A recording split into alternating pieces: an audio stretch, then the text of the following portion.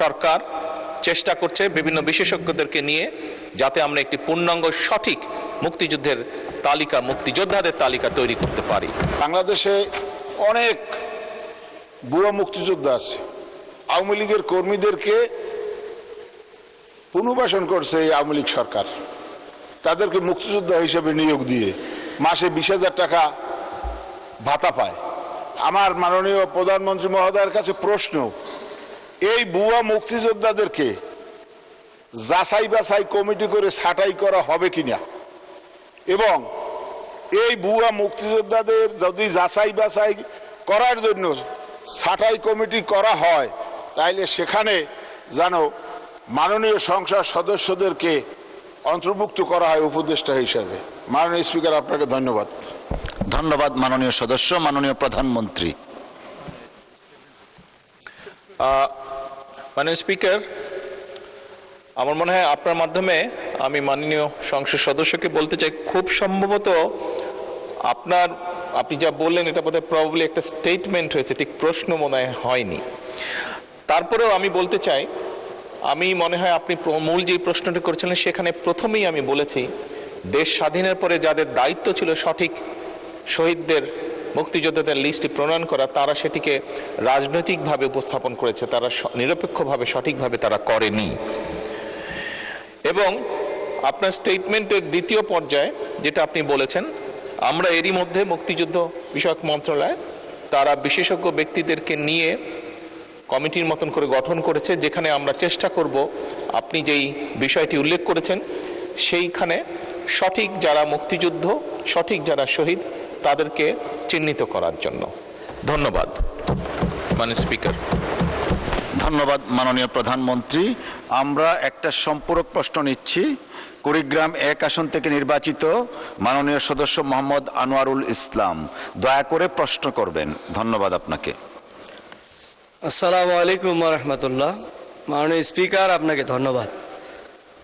আমার মাননীয় প্রধানমন্ত্রীর কাছে প্রশ্ন যে আমরা এই বিষয়টা দেখছি যে বিভিন্ন সময়ে বিভিন্ন সরকার যখন পরিবর্তন হয়, দেখা যায় যে তারা তাদের দলীয় কিছু লোকজনকেও এই মুক্তিযোদ্ধা তালিকাভুক্ত করে, আবার পরবর্তী আরেক সরকার এসে কিছু ছাঁটাই বাছাইও করে। আসলে সত্যিকার অর্থেই যারা প্রকৃতপক্ষে তাদেরটা কেন হচ্ছে না? আজকে আমরা এই 55 বছর পর আমরা সেটা জানতে পারছে না, জাতি জানতে পারছে না।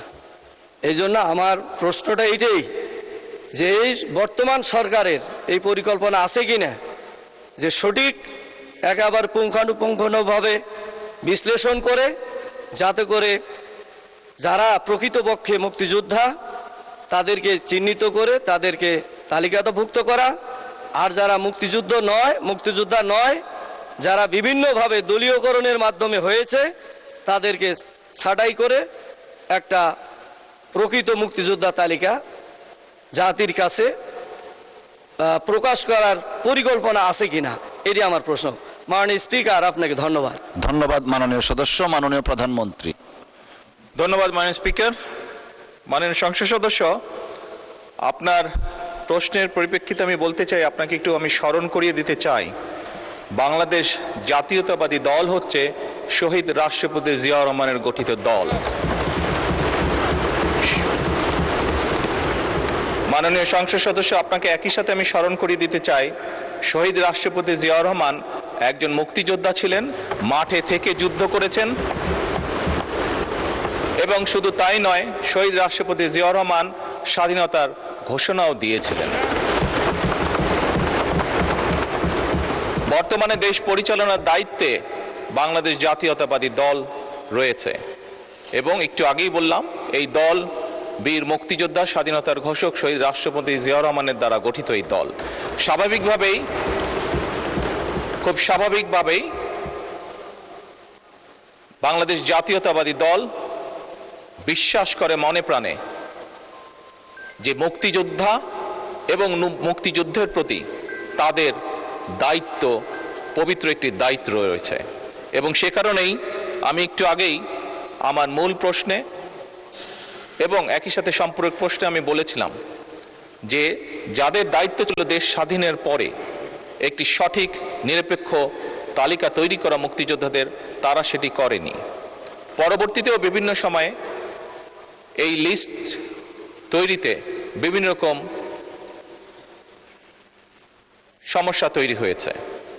বর্তমানে সরকার চেষ্টা করছে বিভিন্ন বিশেষজ্ঞদেরকে নিয়ে যাতে আমরা একটি পূর্ণাঙ্গ সঠিক মুক্তিযুদ্ধের তালিকা, মুক্তিযোদ্ধাদের তালিকা তৈরি করতে পারি। মাননীয় স্পিকার, আপনাকে ধন্যবাদ। আপনাকেও ধন্যবাদ মাননীয় প্রধানমন্ত্রী।